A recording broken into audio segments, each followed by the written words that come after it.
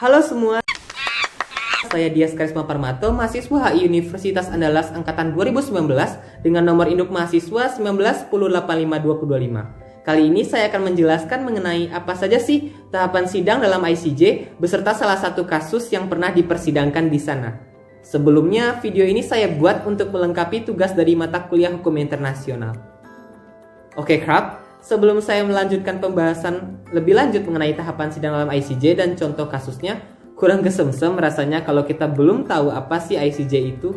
Oke, Aikideng. Ayo kita dengarkan. ICJ atau bahasa bulenya International Court of Justice atau bahasa kitanya Mahkamah Internasional merupakan salah satu badan hukum yang dibentuk oleh PBB, di mana mahkamah ini dibentuk untuk mengadili dan menyelesaikan sengketa antar negara yang keputusannya berlandaskan dari hukum internasional yang berlaku pada saat itu. Berikutnya saya akan menjelaskan salah satu kasus yang pernah dipersidangkan di ICJ, berikut juga tahapan sidangnya saat itu. Kasus yang saya ambil kali ini adalah sengketa Pulau Sipadan dan juga Ligitan antara Indonesia dan Malaysia pada tahun 1969.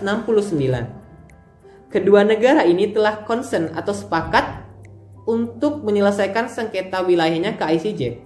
Setelah sebelumnya, kedua negara ini telah melakukan berbagai perundingan yang mana belum juga menemukan titik damai.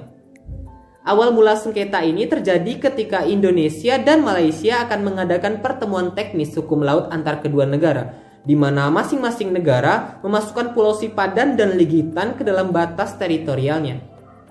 Kemudian, kedua negara ini sepakat untuk memberlakukan status quo sampai kedua pulau tersebut diputuskan menjadi wilayah siapa.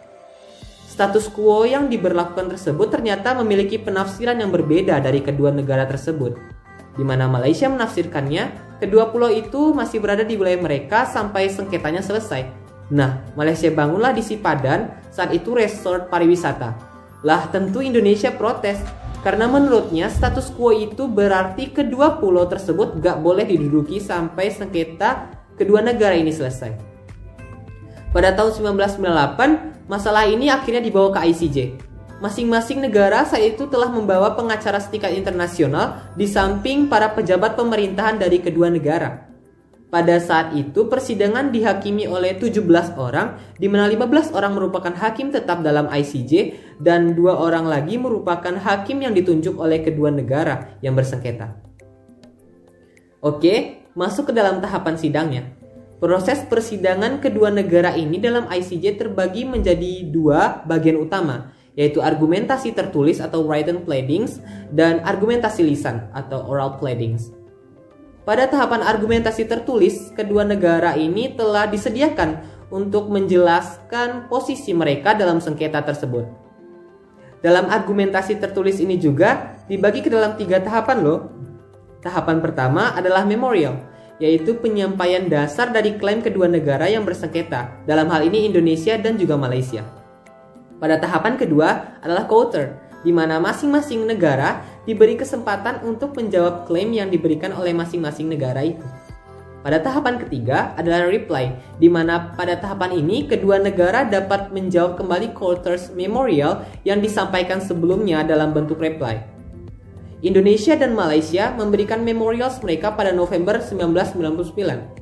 Counter's memorial disampaikan oleh kedua negara pada bulan Agustus tahun 2000 dan reply disampaikan oleh kedua negara pada bulan Maret 2001. Pada bulan Juni tahun 2002, kedua negara diberikan kesempatan untuk menyampaikan argumentasi lisan mereka yang dikenal juga sebagai oral hearing, di mana kedua agen dari masing-masing negara yang bersengketa menyampaikan presentasi berupa sikap serta posisinya, terutama yang mengandung sikap politis dan ada penekanan yuridis di dalamnya.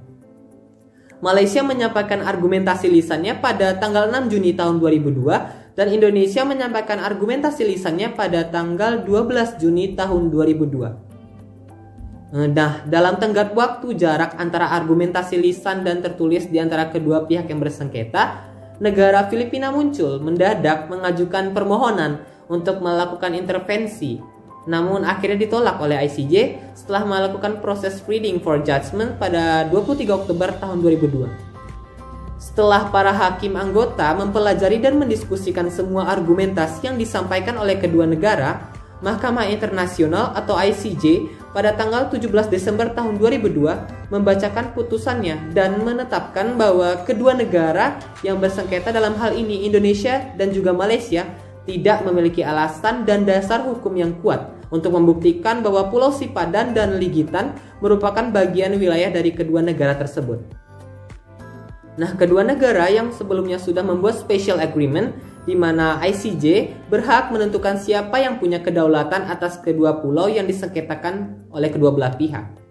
ICJ akhirnya memutuskan bahwa pertimbangan dari effectivities antara kedua negara yaitu tanpa memutuskan pengaturan dan perairan teritorial serta batas maritim yang dianggap ICJ, Malaysia lah yang memiliki bukti yang paling kuat daripada Indonesia dan Malaysia lah yang memiliki kedaulatan penuh atas Pulau Sipadan dan Pulau Ligitan.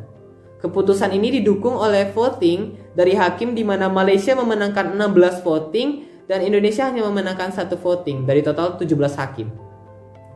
Oke, demikianlah video saya kali ini. Saya mohon maaf apabila ada kesalahan dan kekurangan dalam video ini. Jangan lupa like, comment, and subscribe ya guys. Saya Diazu, pamit undur diri. Sampai jumpa.